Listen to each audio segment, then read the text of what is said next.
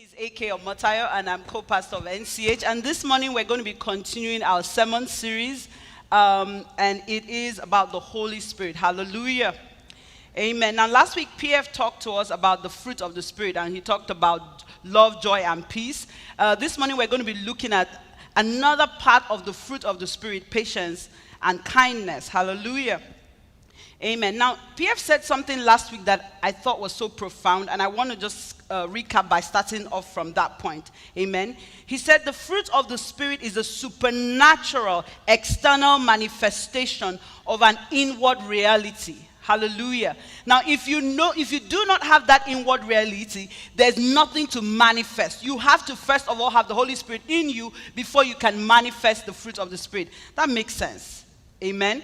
But one of the things that I love that he said it is supernatural and it is external. So if you have the Holy Spirit in you, we can see it. It's in you, he's in you, but we can see it. Amen. Now it starts from you being in Christ. If you are in Christ and you have the Holy Spirit in you, you will naturally manifest the fruit of the Spirit. Now what we're going to try to examine this morning is practically how does that happen? Because a lot of us, there is a bit of a disconnect between what we know should obtain and what is actually the reality in our lives. Amen. Now, why is fruit so important? You know, if I gave you the leaf of, say, a mango tree, and I asked you to look at it or to smell it, how many of us would be able to identify it? If I just showed you the leaf, or I blindfolded you and you smelt it. Very few, in fact, actually, maybe one person, that must be a mango lover there, maybe 2, 3, can actually identify. Now, if I showed you a mango fruit, how many people here can tell that it's a mango just by looking at the fruit? Amen. So, we as Christians, it is the fruit that is important because the fruit of the Spirit identifies us on the outside. You know, the Bible says that God knows the intents of the heart. But you're not dealing with God all the time. You're on earth, so you're dealing with people. How do you relate with people? What do people see of you? The fruit of the Spirit. Amen. So like I said earlier, a mango tree, you ID it from the fruit. If it's a mango tree, it's naturally going to have fruit that looks like a mango or is a mango. Have you ever seen a mango tree that has an orange attached to it or growing out of it? Doesn't happen. So as a Christian, we are to manifest the fruit of the Spirit. Now I want to show you something real quick because I know one of the things that PF said last week, he talked a lot about, why it's just the fruit and not the fruits. And this is important because when you think of it as the fruits of the Spirit, then you can say to yourself, right now I am doing good with patience, I'm doing good with kindness, but I'm struggling with gentleness. Yeah? But if you look at it as one fruit, now if you look at this fruit that I'm holding, it's a cutie or what we call back in West Africa a tangerine, but a baby one or a little one. Now if you look at the fruit, it's got a skin. If you peel the skin, you can see the fruit itself, the part that you eat. It's got the pulp, it's got the rind, the skin has the zest, the kind that you cook with. Inside it there are seeds. If you break it apart, right? You can share it, you can, enjoy it, but it is still one fruit. So whether it's the skin, the rind, the zest, the fruit itself, or the seed, it's all still what? One fruit. And I need us to kind of understand that so we can follow along this morning. Amen. So looking at that, each person should manifest the fruit of the Spirit if you are a Christian. If you look at Galatians chapter 5, verse 22 and 23, and that was the scripture that we're using for this entire series. It says, but the fruit of the Spirit is love, joy, peace, forbearance, kindness, goodness, faithfulness, gentleness, and self-control. Against such, there is no law. Hallelujah. So I'm going to break it down this morning into two parts. We're going to talk about patience and we're going to talk about kindness. Now, patience is one of the fruit of the Spirit that is both inward and outward. When I was doing this study, when I was preparing for this, I realized that there's actually two major kinds of patience. There's the patience that's inside of you. Internally, you are patient. And then there's the patience that you manifest in your relationship with other people. And they're a little bit different. Amen? Now, without the Holy Spirit, it is extremely difficult, nearly impossible to be patient. Now, if I asked, in the congregation this morning, how many of us feel that we are patient people? How many of us think that naturally or as a Christian you are patient? at least maybe half of us will raise our hands. And that's because our standard for patience is a little bit different from God's standard with patience. So I'm going to define patience according to the dictionary and then define patience according to the word of God. Amen. And what we're doing this morning, we're trying to really teach. So I need you to really follow along with me. We'll be reading quite a few scriptures. Now, patience is defined in the dictionary as the capacity to accept or tolerate delay, a willingness or ability to suppress the restlessness and annoyance that comes when you are confronted with delay. Amen?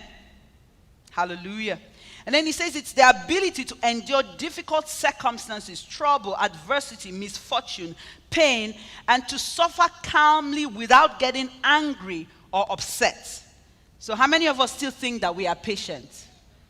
I'm sure like I've knocked out of that 50%, or one person, I've knocked out at least another 25%. I've eliminated a large group of you who thought you were patient. Because does this describe you? Amen? Okay. Let's keep going. Now, if you think this is bad, now let's look at what the Bible says about patience. James chapter 1, verse 2 to 4. I'm reading from the Amplified, and I'll read a couple of other versions. It says, consider it nothing but joy. Some versions say pure joy. My brothers and sisters, whenever you fall into various trials. Okay, wait, what? What? Okay. For real. Consider it pure joy when you fall into diverse trials. Some versions will say temptations. How many people here have ever faced trouble and you considered it pure joy? That doesn't seem possible. Like, for real. I'm going to share with you a quick testimony of my experience with this scripture several years ago. But let me just finish. It says in verse 3, be assured that the testing of your faith through experience produces endurance, leading to spiritual maturity and inner peace. And let endurance have its perfect result and do a thorough or complete work so that you may be perfect and completely developed in your faith, lacking nothing. See, there is a reason why the Lord requires for us to be patient. The Bible says you have to count it all joy because there is a purpose to the pain. Amen? I'll say that again. There is a purpose to the pain. How many of us learn in comfortable circumstances? Most of us don't. We learn primarily through pain. There's a reason why Jesus had to go through the cross. There is a function and a reason for that pain. He says it works endurance in you. And if you let it have its perfect result, if you let it do a thorough work, you will lack nothing because your faith will be perfected. A lot of us struggle with our faith because we do not have the patience to allow these trials and the challenges that we face to really do a thorough work. I'll read it from the message. It says, consider, the Message version, it says, consider it a sheer gift, my friends, when tests and challenges come to you from all sides. You know that under pressure, your faith life is forced into the open. Just like with this fruit, to peel it, I have to exert pressure on it and shows its true colors. So don't try to get out of anything prematurely. Let it do its work so that you will become mature and well developed, not deficient in any way. I've told this story so many times, but I'll just give you a quick version for those of you who, may not have heard it before. My older daughter, she's almost 22 now. When she was born, had something called ABO incompatibility. And for the doctors or the nurses in the house, it simply means that at some point during the labor, we were different blood groups. My blood crossed back over to, across the placenta, which it shouldn't, and has crossed over. Somewhere in the middle of all that, her blood developed antibodies to my blood, but because of the flow, the backflow, which shouldn't happen, is actually extremely rare, she ended up producing antibodies to her own blood, so she was destroying her own blood cells.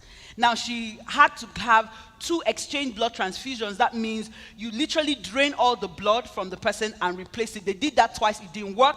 We were getting blood transfusions literally every 2 to 3 days. At a certain point, her bilirubin was down to 4. Now, the doctors in the house will tell you down to 4. Literally, the doctor said to me, the pediatrician said, at this point, the baby should have passed away. But she lived. And I remember, going through all of that. This took several weeks, and I'm cutting a very long story of about 2 months short. But I remember at one point, I was like heartbroken. I was like, Lord, her naming ceremony was done in the hospital. We're back and forth. And I literally lay down on the bed, on the floor in the hospital. They had taken her away to do one more transfusion. I said, Lord, why? And for the first and only time in my life, I did something called Bible, what we call Bible bingo, where you just open the Bible and, the first scripture that comes up, you read it. I wouldn't recommend it, but I did it that day because I felt led by the Spirit to do it. And this was the scripture that the Lord led me to. Count it all joy. All right. There's something supernatural about the Holy Spirit. From that point on, because I knew that I had asked the Lord for a word, and I knew this was the Lord speaking, I'm telling you, that was the last time that I worried or I cried about that baby. Last time. This still went on for like at least another, 3 to 4 weeks until she was healed. But at that point, I was no longer afraid. I was just waiting patiently for the Lord to do his complete work because I knew that he had spoken to me. Amen. Patience, in the kind of patience I'm describing this morning, is only possible if you are being led by the Holy Spirit. Because you have been assured that there is a purpose to that pain. Amen. Hallelujah. The second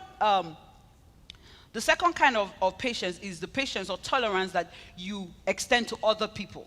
When you are provoked, not responding in anger. Ephesians chapter 4 verse 1 to 3 says, I beg you, I, a prisoner here in jail for serving the Lord, I beg you to live and act in a way that is worthy of those who have been chosen for such wonderful blessings as these. Be humble and gentle. Be patient with each other, making allowances for each other's faults because of your love. Try always to be led along together by the Holy Spirit, and so be at peace with one another. Amen. Matthew 5 verse 43 to 44. This is one of my favorite scriptures. It says, but I say to you, let me back up a little bit, 43. It says, you have heard that it was said, you shall love your neighbor and hate your enemy. But I say to you, this is Jesus speaking, love your enemies, bless those that curse you, do good to those that hate you, and pray for those who spitefully use you and persecute you. Somebody said, as in, like, seriously? A lot of us just kind of gloss over or skip over these scriptures because it seems impossible. Because it is impossible. This is why we need the Holy Spirit. Humanly speaking, you cannot do it. But because you have the Holy Spirit, see, I said earlier that a mango tree produces what kind of fruit? A mango. If you have the Holy Spirit in you, living in you, you are essentially a Holy Spirit tree. Amen. So what fruit will be seen out of you? The fruit of the Spirit. Amen. Let's talk about kindness real quick, and then I want to land in how do we practically live this out. It says in the dictionary definition of kindness says the quality of being friendly, generous, and considerate. Acts of generosity, consideration, or concern for others without, there's a qualification, without expecting praise or reward. So we're called not just to tolerate one another, we're actually called to not just be patient with one another, but to go even a step further to kindness without expecting a reward. The funny thing was when I looked at the definition of kindness, and I looked at the synonyms, like other words that explain kindness, one of the words that actually is used to define kindness is patience. So patience and kindness are very closely related. Let's look at what the scripture says about kindness. In Proverbs chapter 3 verse 3. It says, do not let mercy and kindness and truth leave you. Instead, let these qualities define you. Bind them securely around your neck. Write them on the tablet of your heart. Can you imagine that? It says to write kindness on the tablet of your heart. Inscribe it, and bind them to your neck. You know what it means to have something bound around your neck? The guys who wear ties, you can't forget it. It's literally like right there. It's almost uncomfortable. It's right at your neck, holding you. And you know one of the funny things about it, it also can be used to guide or pull you in one direction or the other. It says, bind kindness to your heart. Amen. Ephesians chapter 4 verse 32 says, be kind and helpful to one another, tender-hearted, compassionate, understanding, forgiving one another readily and freely, just as God in Christ also forgave you. I love that scripture. It says, be tender-hearted. Can you imagine what church would be like, or what the world would be like, if we Christians were tender-hearted? That means soft-hearted. Can you imagine what marriages would be like if we were tender-hearted and soft-hearted to one another, tolerating each other's faults, forgiving each other? It seems impossible. It's hard. It is difficult. Some people really push your buttons. Some people make it very difficult to do this. You make up, you hear this sermon on Sunday, you go out there, you're determined, I'm going to do this, I commit to this, my life is changed, I heard a good word today, Lord help me, and you go, and then right out the door, somebody challenges your determination. And how many of us will be honest and know that we fail constantly? So this morning, I want to talk to us real quick about how we can get into a place where we begin to consistently manifest the fruit of the Spirit with patience and kindness. 2 Corinthians chapter 3, verse 18. This is really exciting. I need you to hold on. This is where I'm going this morning. The New King James Version says, but we all. Everybody say, we all. That includes you. That includes me. We, not the pastors, not the HODs, the heads of departments, not the servant leaders, not the, the senior, men of God or women of God, not the special people. We all, amen, with unveiled face. When you think about unveiled face, because I had to ask the Lord, I had to ask the Holy Spirit, what does this mean? When you have a veil over your face, it makes everything that you seek either cloudy, and if the veil is thick enough, it actually makes it impossible for you to see. Amen? It means with unveiled face, that means without confusion, without lies, without deception. If we all truly observe the truth of the word, it says, beholding as in a mirror the glory of the Lord, we are being transformed. Now pay attention, being transformed doesn't say we are transformed. It says we are being transformed from one level of glory. Just in case you didn't catch that being means continuous, it says from one level of glory to the next and to the next and to the next. It is a process. Amen? I need us to get that. It is a process so that we do not give up and, just like, what? This is too difficult. I can't do this. It says we are being transformed, a present continuous tense, into the same image. I love that song. I think it was last week we sang that song.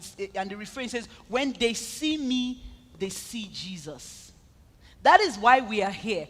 We are supposed to not just look like Christ, but we're supposed to, if no one's ever read the Bible, when they see us, they should see something about Jesus in us. I love that phrase that says, sometimes we're the only Bible or Jesus that people will ever read. Praise the name of the Lord. So we have a responsibility. It's crucial, it's important that we manifest this fruit of the Spirit. It says the same image. We begin to look more and more like Christ. Do you know that the word Christian was actually it didn't start from the church. It was the people in Antioch who were not Christians who noticed that the disciples that the Bible says that they had been with Jesus, that they looked like him, they acted like him, they walked like him, they reminded the people of Jesus. And so they said, these people are like Christ, and started to nickname them Christians. Hallelujah. Amen. So how does this work? If you go to the New Living Bible, I love how it ends it.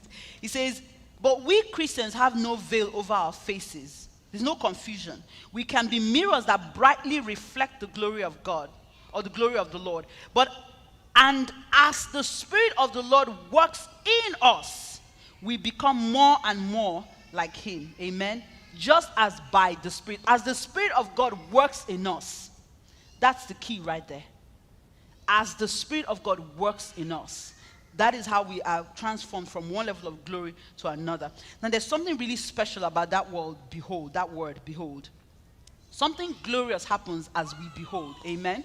Something supernatural happens as we behold. We become mirror images of Christ as we behold. And now if you really think about it, that word behold is actually a verb. It's an action. It's not a passive, let me see. To behold means that you closely observe. Remember what I said about them being called Christians? They were called Christians because the Bible says, because they had been with Christ. So the question I have for us this morning, both you and for myself, is, are we continually beholding? Are we beholding? Are we being with Christ? Are we gazing on him? Are we spending time with him? Are we looking at the word? Where are our eyes? Where's our focus? Amen. Because the Bible says that if you are beholding, you will be transformed from one level of glory to the other. Amen. And the reason why this is crucial is because there is a transformative power of the word itself. Not just the word that you read. You know, one of the interesting things I've found is that for a lot of us, myself included, we go to the Bible primarily when we're in trouble or when we need something. Most of our prayers are like a laundry list or a honey-do list. Lord, can you? Lord, would you? Lord, please help. You know, really quickly if you could. How many of us spend the same amount of time agonizing and praying and asking the Lord for his presence, for him to guide you, for him to explain scripture to you, for you to grow? How many of us spend as much time saying to the Lord, Lord, when I look at my life and I look at the word, there is a disconnect. Explain it to me, teach it to me. How many of us, is our daily cry, Lord, I want to walk with you, I want to talk with you, I want to know you, I want to draw closer to you, I want to be more like you. If you can spend as much time as you pray for your needs as praying to be more like Christ, the Holy Spirit will begin to reveal these things to you, and supernaturally as you behold, you will be transformed. Amen? Now the truth is, most of us put the cart in front of the horse. Yeah? Now if you watch the beast of burden, you always should have the horse and then the cart, and then the horse just walks and pulls the cart because he has what you call horsepower. It's a strong animal. A few days ago, last week, we moved, and we had this trolley, or like this cart, that, you know, actually carries load. And I wasn't thinking, and I loaded this thing with like a couple of really high beans, heavy beans, and I started to push it because I guess maybe I was thinking grocery store, so I just to push it. Guess what happened? Everything tipped over and over, because the wheels kept locking. I remember saying to PF, babe, there's something wrong with this cart, the wheels don't work. There was nothing wrong with the cart, there was something wrong with me. Amen. It was not designed for me to push it. It was designed for me to load it, turn around, and just pull it. And when I did it correctly, it was seamless. When we do it correctly, there is a power inherent in the Holy Spirit, inherent in us, inherent in the Word, that will give us the ability to do what we're supposed to do. Praise the name of the Lord. When I was thinking about this, I remember the comic that, Archie comic. How many of us used to read that? It was way, way back. Yeah. And remember, Archie always had, you know, like two voices. There'll be like the red devil with a pitchfork and a tail. And there'll be like the Holy Spirit. Actually, the Holy Spirit in the Archie comics looked more like an angel because he had wings and wore like a white flowing gown. And Archie would always have these conversations, you know, good and evil, like choose. And when I think about that, I realize that this is a good description of what happens with a lot of us. As a Christian with the Holy Spirit in you, you do hear the voice of the Holy Spirit. You do. The truth is, for a lot of us, we get into the habit of arguing with, quenching, and discussing the issues with the voice of the Holy Spirit. The first time you have a conviction, somebody upsets you and you hear in your heart, don't speak. Keep your cool. And then you start to argue with that voice, and you're like, why? If I do that, they're going to keep doing it. If I do that, they're going to disrespect me. If I do that, this and that. What happens after a while? You're like, you know what? I'm just speak my mind. I need to put a stop to this right now. What have we done? We have disobeyed, quenched, and silenced the voice of the Holy Spirit. And if you keep doing it, you get to a point where the Bible says that sometimes our conscience becomes seared. He's speaking, but we're not. You know, if you tune your radio to, say, I don't know, KD, I don't listen to radio, so I'll just make some up. So let's say KD 95, all right? But your favorite song is playing on KT 50. Would you hear that favorite song? No. Is it playing? Absolutely. But you're on a completely different frequency, and that's the truth. That is the problem that most of us have. For me, I use GPS a lot. I don't like driving in places I don't know. I like to only drive in places I'm familiar with. I use GPS a lot.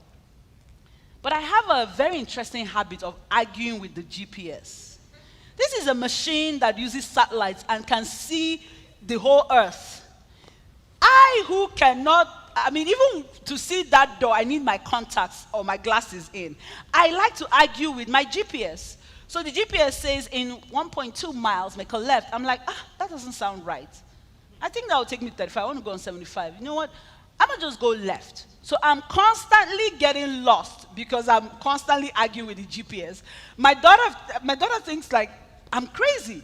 Why do you do this? Because once she's driving the car with me, and the GPS like, go left. I'm like, no, at 1.2 miles, that doesn't sound right. I think it should be the next light.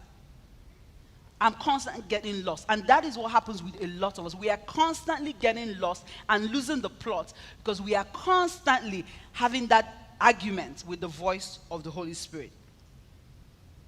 Amen. When I was praying about this in the beginning, I heard a word from the Lord, which is what I believe He wants you to hear this morning. And He says to immerse. Amen? To immerse. To immerse means to soak yourself in something. It means to go all the way deep in it until it overflows over you. Praise the name of the Lord. Do you know what makes a huge ship stay afloat in water? Archimedes' principle. It states that when you have an object in water, the object will displace its own weight, all right, in the water. That's why you see about half of the ship is underneath. Think about it. You cannot walk on water. At best, you can float until you get tired. You'll sink. But a ship stays on water, sometimes many tons. I'm talking about thousands of tons.